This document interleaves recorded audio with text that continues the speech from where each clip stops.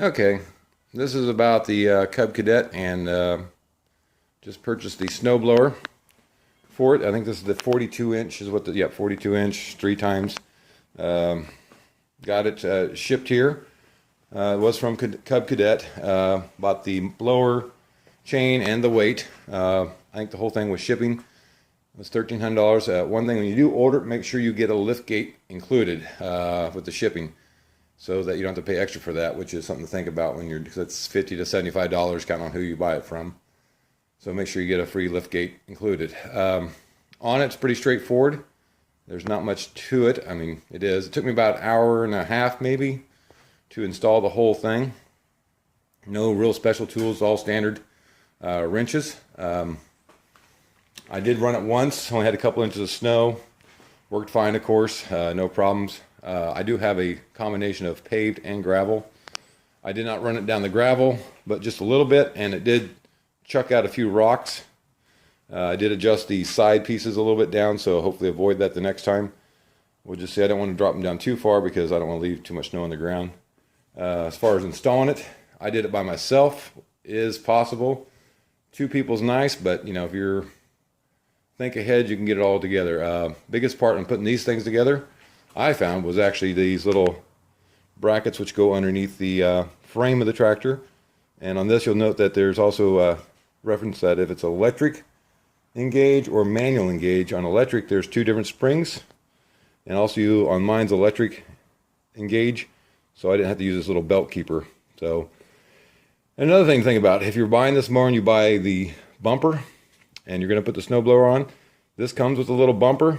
I believe you have to take the other bumper off, so don't buy it if you're going to buy this one, because you have to remove it anyway to mount the blower to. And also another thing to know about, if you have the rear catcher and you're going to put the weights on, the rear catcher bracket that holds the bracket is the same one that holds the weight. As far as I can tell, it works just fine. It just hangs on the back end of it, so that'll save you a little more money if you don't want to buy that. It's the same one as your rear bagger, or at least it works just as the same, I would say. Pretty straightforward. Once you get it together, biggest parts, you put on the little underside bracket, you put on this and this and all those little pieces. Then you have to put the chute on, mount this bracket to the back of this.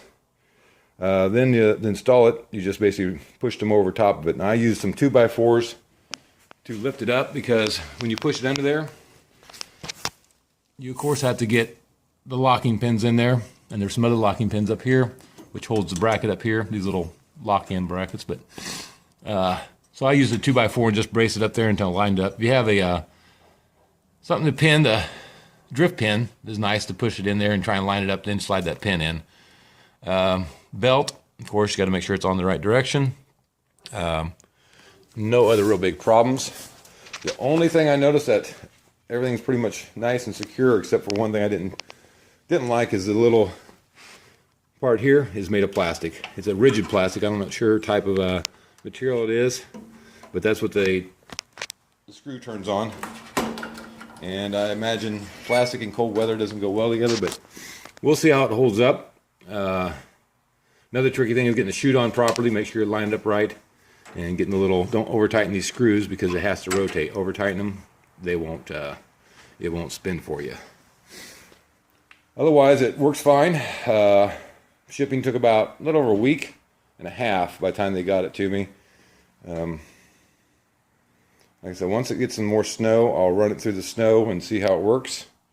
One thing I did notice, another thing that's kind of funky, if you plan to do anything before you put this on, it's a good idea, because that's it right there. You can't open the hood any further than that. So if you plan to change the air filter, or you better do it before you put the blower on there. And the other thing that's maybe not well thought out is to put gas in here. My nozzle's not very long, so you run into a little bit of a problem trying to get gas with this arm in there. It doesn't really help, you know, the angle of it, so you kind of have to dump it in there. So good to fill your tank up before you install it, and then to take it back off, it's just a few pins to take apart, and that's it. But runs good. I could probably start it up here real quick and see if we can get the fire, but It's pretty cold out today. I got my garage door open. I really want to start it when it's this cold out. It's only about 25 degrees out today. So don't really want to start the mower up without heating the garage up a little bit first. So otherwise, we'll give it some tries here and see how it works. No major problems. I can't think of anything else that's really complicated. Oh, one thing when you go to do the, when you mount this up to get the pins in there, I use my little car jack. Put the car jack under here, lift it up to line up the pins underneath here. Makes your life a lot easier trying to hold it up, especially by yourself. Even two people, it's fairly heavy. It weighs probably 200 and some pounds, this thing. So I just put a car jack up underneath here, lifted up one side, got it in, and did the other side. So hope that helped a little bit. Like I said, when it snows, I'll give it a run, and we'll see how it goes.